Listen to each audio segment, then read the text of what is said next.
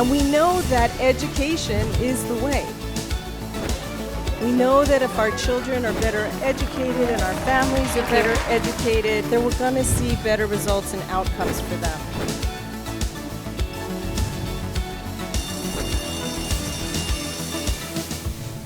Hello, my name is Elizabeth Graswich and welcome to Schools on Point. Today we'll be talking about some of the major issues impacting schools and public education here in Southern California and across the state. With me is Dr. Deborah Duardo, the Los Angeles County Superintendent of Schools. The Los Angeles County Office of Education serves 80 public school districts and 13 community colleges that educate 2.5 million students. Joining us is Senator Josh Newman. Senator Newman is the chair of the Senate Education Committee and a member of the Budget, Elections, Energy, Utilities, and Communications and Transportation Committees. Prior to being elected to the state Senate in November 2016, Mr. Newman served as an artillery officer in the United States Army. His military experience led him to become a strong advocate for veterans and an executive director of a nonprofit for veterans. Senator Newman is a Democrat representing the 29th Senate District, which is comprised of portions of Los Angeles County, Orange County, and San Bernardino County, including the cities of Industry, Diamond Bar, Rowland Heights, Walnut, and West Covina. Welcome, and with that, let's begin. Senator Newman, today we're going to be talking about your leadership and your important role with the Senate Education Committee. But before we do that, can you tell us how you became interested in politics and government? I'm sure, and so thank you for having me.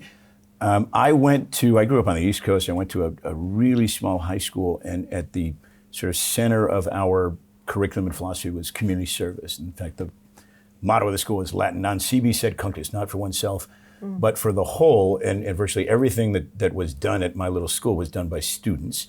And that gave me, I think, kind of looking back, kind of an orientation. And then after that, in college, I studied history, but my focus was 20th century American politics and government. And that sort of led, I think, naturally to an interest in politics. And I think over time, as I look back, that pathway to it as a public servant.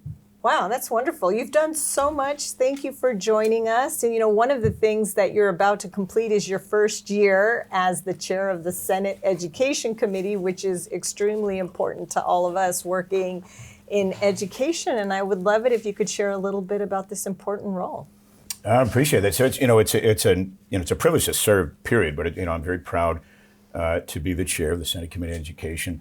And I took over, as you noted, at the beginning of the year. Prior to that, for the previous 2 years, I'd been chair of something called the Senate Special Committee on Pandemic Emergency Response. So there's sort of a natural kind of progression, especially given our experience in the pandemic, how it related to the stresses faced by students, but also by other people involved in education. That's teachers, that's administrators, and parents as well. It was, I think, a welcome decision from my point of view to serve as the chair of education. Nothing is more important in California than education. You can track the quality of education and the commitments and prioritizations we make to virtually every issue that faces our state. So it's an interesting place to be, and I think I'm looking forward to continuing in this role. And you're also a father of a school-age child, which makes it even that more personal and relevant. You had to call, it tends to be, I'm an old dad, and it's wonderful. I have a 7-year-old. Today is her 5th day of 2nd grade, and as it turns out, especially because my wife keeps signing me up for volunteer things to keep me grounded. It's a wonderful reference point, right? So you're doing policy at 30,000 feet, as they say, but then to spend time in a classroom on a campus and seeing how education affects real people, right? Not just kids, but their families. It's really useful to me as a policymaker. Absolutely, thank you. And you've also had a role as a former officer in the United States Army. So tell us a little bit about how that has informed your legislative priorities. Yeah, I think so.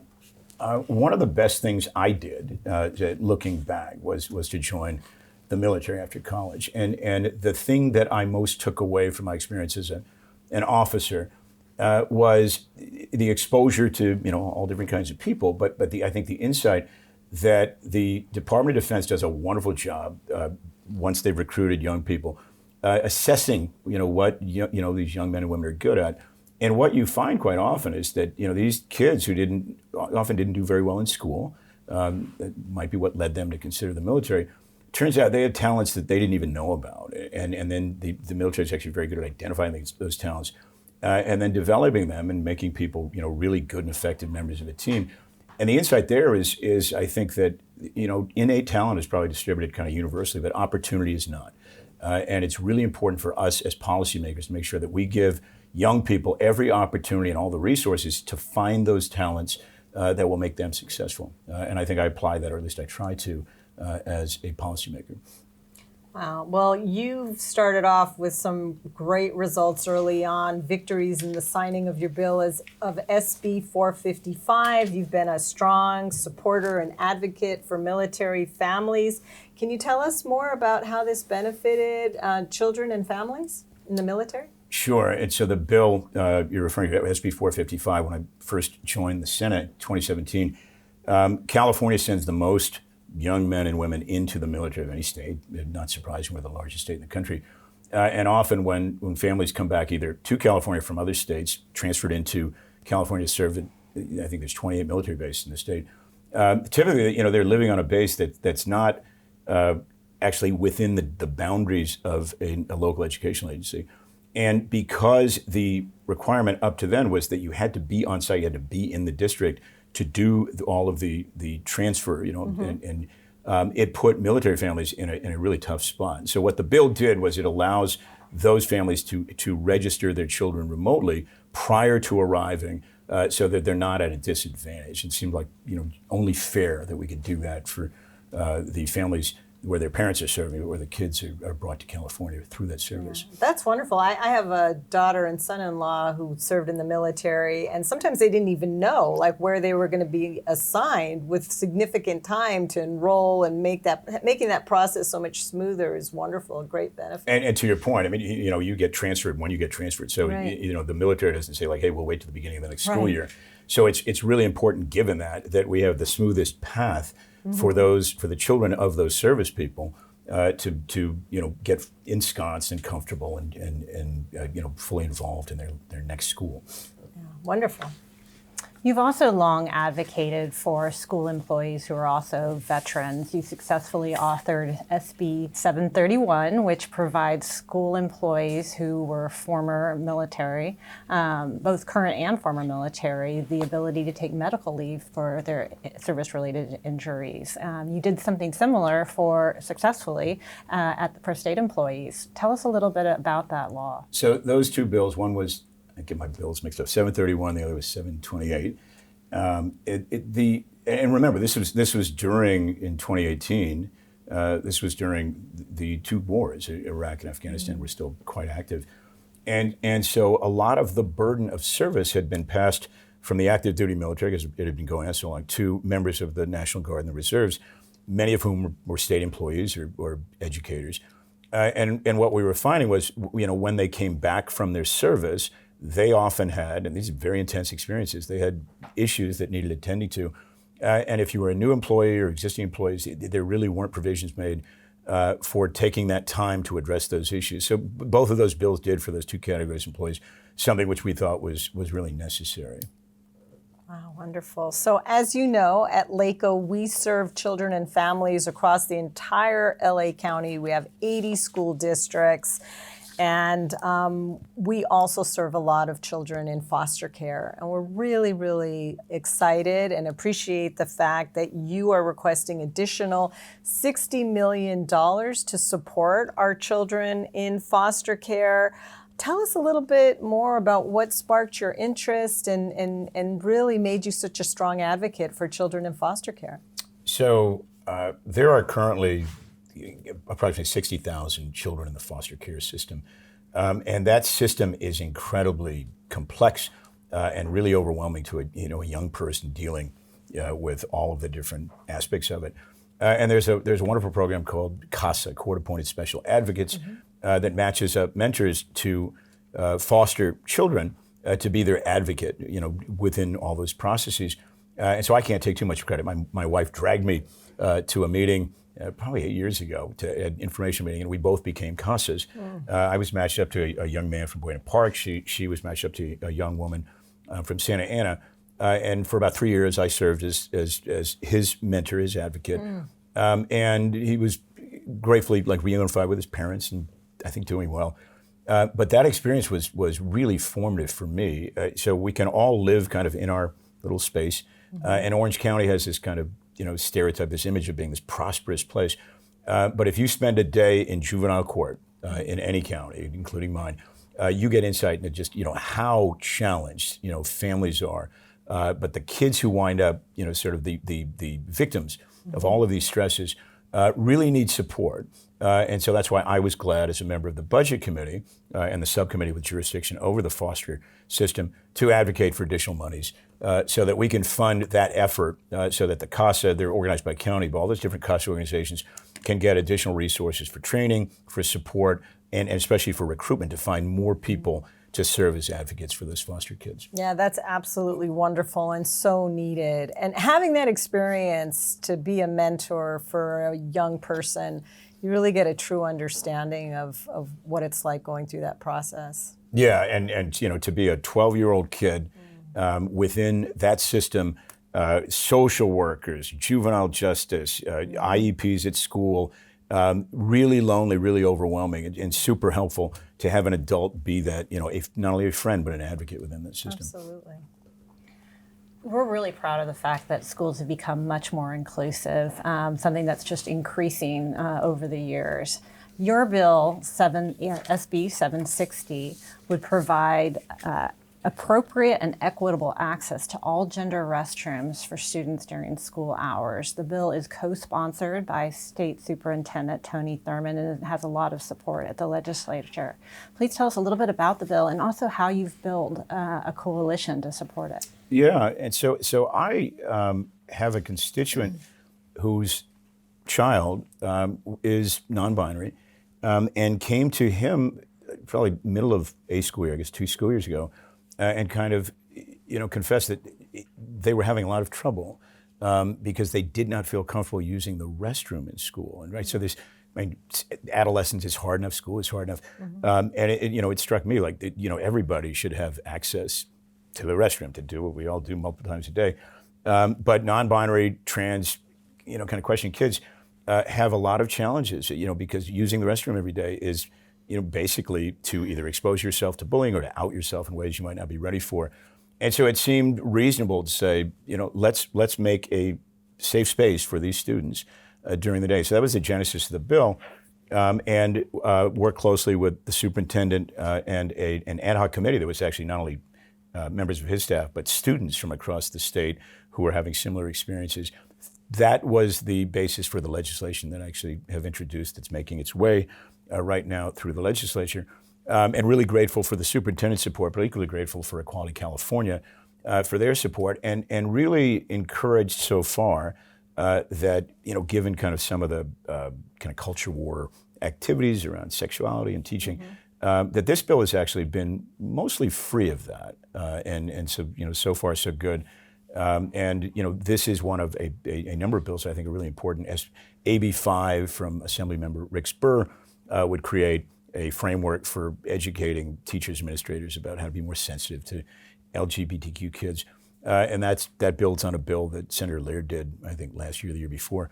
So really important that we recognize all students, and in so doing, make a comforting, safe, and inclusive environment for all students, so they can go, figure out who they are and where they're going. And so glad to be a part of that.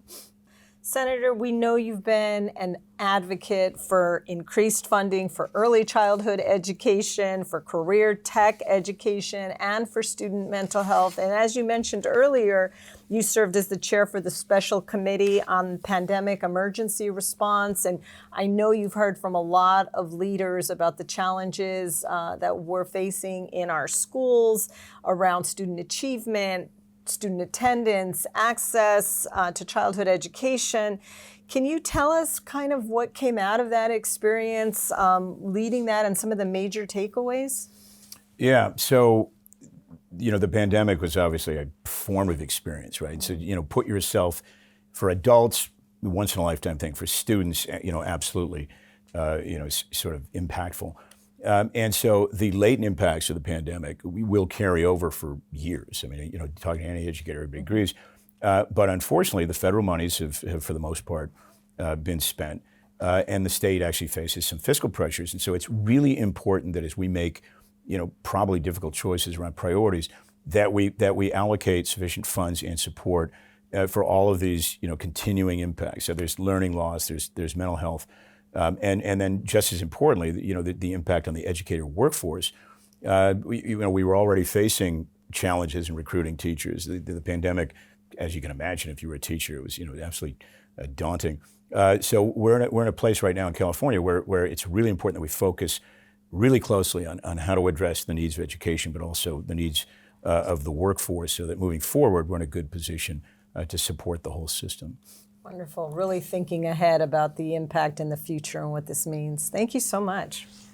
You're also a member of the Senate Budget Committee, and California has benefited from surpluses over the past several years. As you look forward and we see the slowing economy, what are your thoughts on the impact to public school funding? It's going to be a challenge. And so, as probably your audience knows, I mean, under the state's constitutional provisions, Prop 98 ensures that a meaningful 40% at a minimum of general fund monies have to be spent on education. But where the state budget was really benefited from a giant surplus, we're facing a pretty significant deficit this year. So there was a pretty meaningful COLA, cost of living adjustment, in last year's budget. That's good. But there were we made plans around some other things. LCFF funding. One thing that I found really exciting was the arts, music, and instructional materials block grants.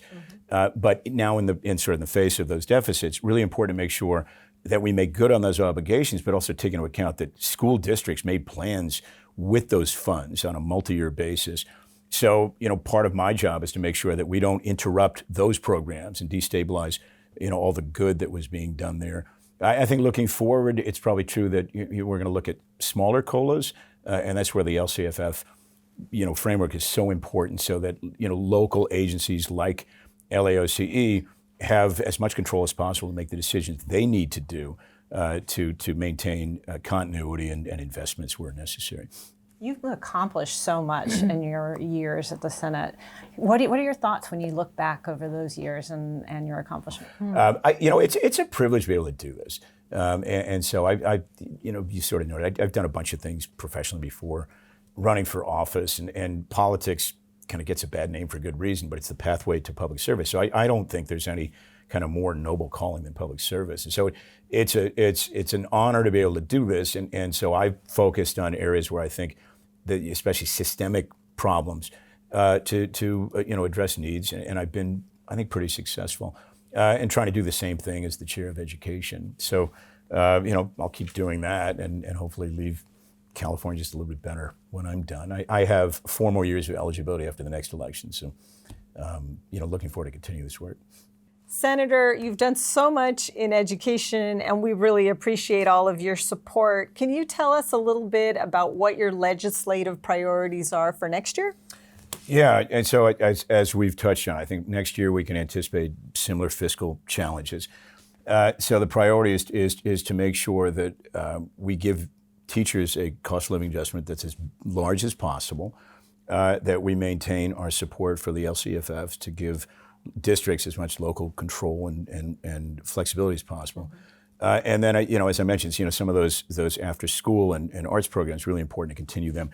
And then more broadly, and this is next year and beyond, I think it's really important for us as policymakers to think about how to better align the school day with the work day. And so Prop 98 only covers now TK up through 12th grade, to a lesser extent community college.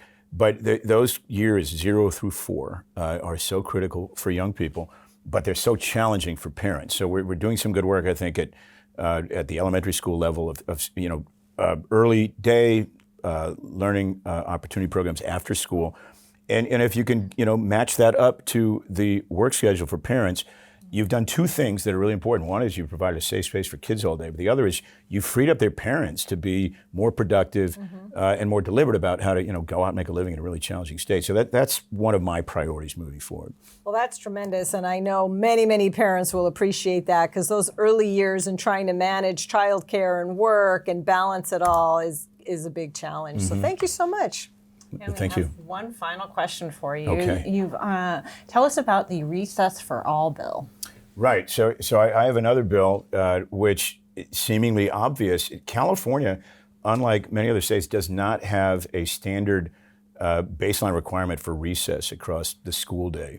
And when you think unstructured play, psychologists have found it's so important not only for cognitive development, but for creating the right space, for the right sort of conditions for children to learn. And so the bill I've got would create a baseline standard for all elementary schools, 30 days of unstructured play to be split up into 2 increments, so that every kid gets a chance to unwind and then apply themselves in a way that again studies have found that that's really necessary. And so again, encouraging that's moved through without much by way of amendment, and looking forward to getting that passed by the governor. Love it. So and kids learn so much through play. The other thing I should add is it also has provision to prohibit the denial of recess for disciplinary reasons. So this is, sort of an interesting question. Many school districts, including some of my local school districts, still use recess as a punishment tool. And again, studies have found that those are precisely the kids often who need that, that 30 minutes, 15 minutes to go decompress and come back and be better prepared to learn. And so important in this day of well-being, where we're recognizing the need for well-being for our students. Thank you for all your work, and thank you for the conversation. There's so much more that we could talk about, but we've come to the end of our program. This show is brought to you by the Los Angeles County Office of Education, the nation's largest regional education agency dedicated to serving students, supporting communities, and leading educators. If you'd like to know more about the Los Angeles County Office of Education, you can visit us online at www.lacoe.edu. For questions, comments, or suggestions, you can email us at the address on screen. On behalf of the Los Angeles County Superintendent of Schools, Dr. Deborah Duardo, and our special guest, California State Senator Josh Newman, I'm Elizabeth Graswich. And until our next Schools on Point, thank you for joining us.